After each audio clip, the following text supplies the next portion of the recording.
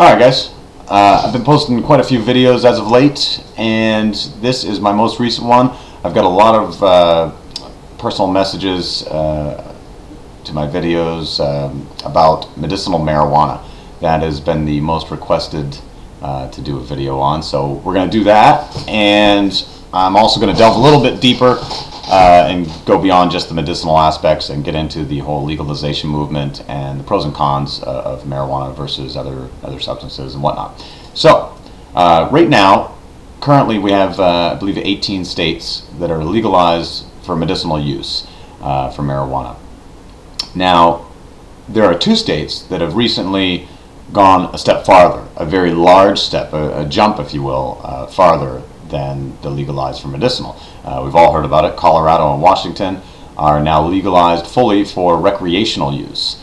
Now, I've been doing a little bit of reading on those, and apparently they're putting the right safeguards in place, and they're doing things in a very smart way. First of all, they're setting the age limits for purchase of any marijuana at 21, which is a good age compared to the other ages that we have. We have 18 for cigarettes and 21 for alcohol. So 21 seems like the rational number. I honestly think the age limits for these should even be a little higher, specifically alcohol and cigarettes and marijuana. They should all be up to 25 or so, only because I don't believe that that many 18 to 21-year-olds can make very well-informed decisions when it comes to their health and well-being. But regardless, that's just my personal opinion on that. So anyway, they have safeguards put in place with the age limits being 21, and obviously they're going to have several other things to come out as far as regulation for the stores that are able to sell it and whatnot. Now, one of the unique things that nobody's really touched on yet is that Colorado has been legalized for medicinal use for quite a while now, and before they were recreational, they were medicinal, and they were doing something. They were way ahead of the curve than all the other 18 states. They were going a step farther with their medicinal legalization, and what they did was the state actually owns a lot of the dispensaries that are in Colorado, and that puts them in the unique position of making a profit, which is good for the state, because you take the taxpayers' dollars and you open up these dispensaries, and then those dispensaries turn a profit that pays back the money that it took to build them and to put them into place, and then it's a permanent revolving door of income for the state, which to me is just genius. That's the way it should be run everywhere. Or and you can still have the option of having independently owned dispensaries. That's all fine and good too. But for them at the time, this seemed like the smartest route to go, and it was. They're doing very well with that program. Now, the unique thing though is when the government decides to pull raids on them. For those of you who don't know, the government has been pulling tons of raids in California as well as other states. There's currently a man in Montana who was following every letter of the rules, and actually would invite the local police officers and state troopers and such over to his grow up and say, I'm doing everything by the book. I want you to double check everything, make sure everything's on the up and up. And they were very happy that he was complying with all the laws and this and that, and everything was a-okay. But then the government came in and said he's going to do 80 years for the amount of marijuana that he's selling to licensed medical patients. Now, this is like a big deal right now. There's a lot of hubbub going on about this, but that's another video entirely. But in any case, they've been doing raids predominantly in California, where that was the largest amount of dispensaries. They were doing raids in there, and they were taking all their money, taking all their paperwork and all their client lists and whatnot, and freezing all their accounts and taking all their marijuana, and basically saying we're going to take this in for processing, and then nothing ever happens. They weren't going in and busting people. They were going in and financially crippling the businesses to just basically throw their weight around, and this was horribly wrong. But what I'm wondering what's going to happen is when they try to do this to Colorado, they still have state-owned and state-financed and run facilities for medicinal marijuana. They make things such as THC sodas, and edible items for people who don't like to smoke, myself included. I do not like to smoke it. Unfortunately, that's the only avenue that I have whenever I do partake, which is semi-rarely. I have friends that smoke, and when I'm there, I smoke with them, and that's pretty well that. For me, I just don't like to smoke because I'm also a cigarette smoker, and the added, just burns my throat up. And I'm also a vocalist, so I don't really care for it as it pertains to the smoke aspect of it. So if I had the option of edibles, that would be the way to go for me, or another method. Such as the vaporizers that they have now and whatnot, but those are very expensive, and I don't do it enough to warrant purchasing a $600 vaporizer. But in any case, Colorado is going to have a unique situation on their hands when the government decides to finally come in and raid one of their state-run places, because they're state-run, they're state-owned and state-financed, taxpayer dollars at work. So it's going to be literally the equivalent of the government coming in and raiding the city of Denver's city office. Just coming in and saying, you can't do this, you can't have this city office here. It's going to be the same exact thing. It's state owned and ran. So it's going to create quite a standoff, and I really can't wait for it to happen. If and when it does, I will be on the first bus trip down there, because I want to be part of that. That's going to be a monumental aspect of this whole conversation about the legalization of marijuana, and it will go down in history. If anything is going to be a notable historical event regarding this subject matter, it's going to be that. Now, as far as legalized for recreational use, Obama has said he's not going to pursue any bus or whatnot through these states that have legalized it for recreational use, which I don't believe at all, because it's exactly what he said about the people for medicinal use, but then they go and they raid all the dispensaries. So, but ironically, he never sent anybody to jail yet.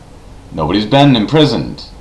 They've just been robbed, is all it is. They've been, it's basically the president and his staff saying that we won't send you to jail. Don't worry. We're not going to send you to jail for that.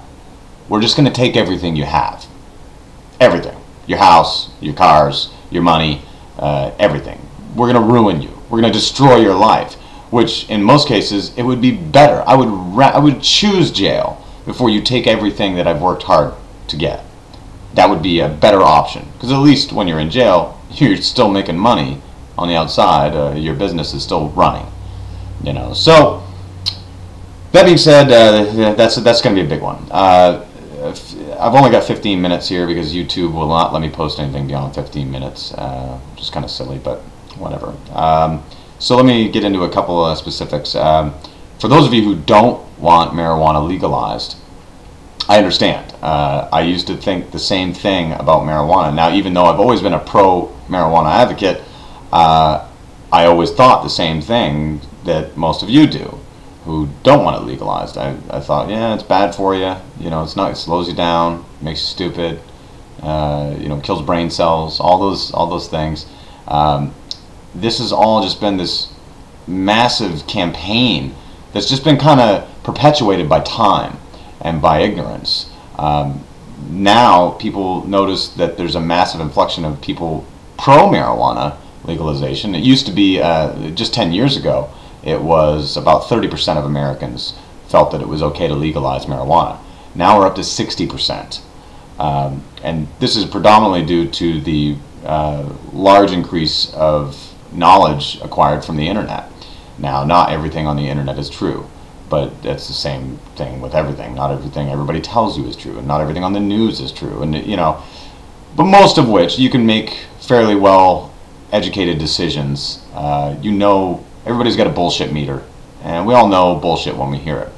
One of the biggest bullshit things that comes out is the gateway theory. That's one of the most common terms that has been associated with marijuana. It's the gateway drug. It's the one that starts you and then gets you hooked on other stuff. This is just an asinine argument, and it's been perpetuated for decades. It originally was called the stepping stone theory, but the gateway theory seemed like it was opening a door to all these nasty things, so it seemed a better term. The gateway theory doesn't work, and here's a couple reasons why.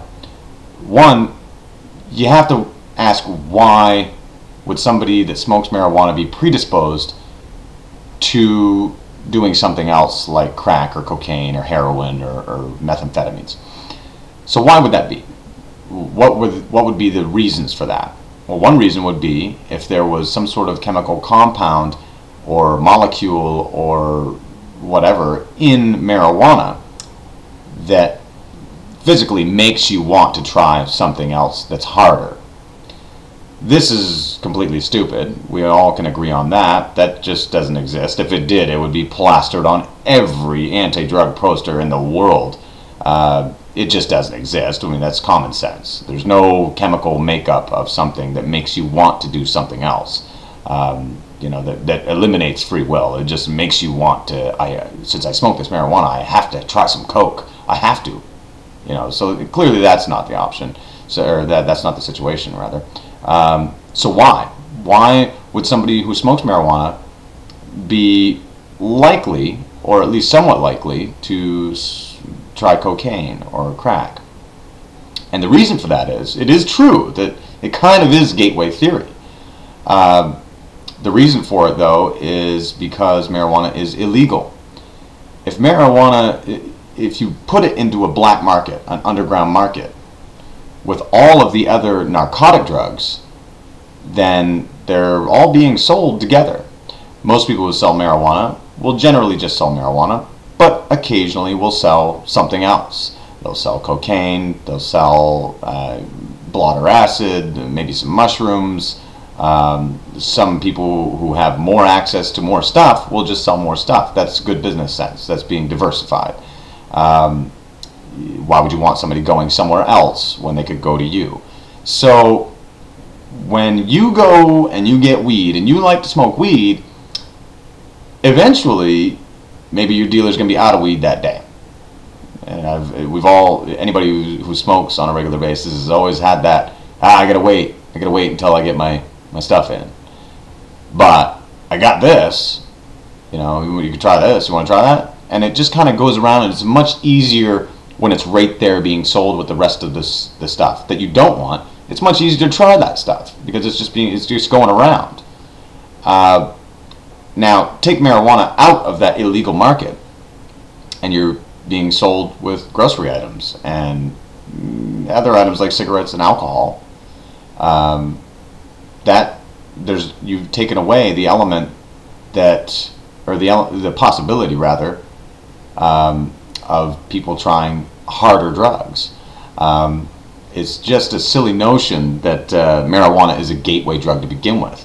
And even for those of you who don't believe, even for those of you who do believe rather, that marijuana will make you want to try other drugs because it is the gateway drug, and you're firmly believing that, well, if that's the case, marijuana is not the gateway drug, really.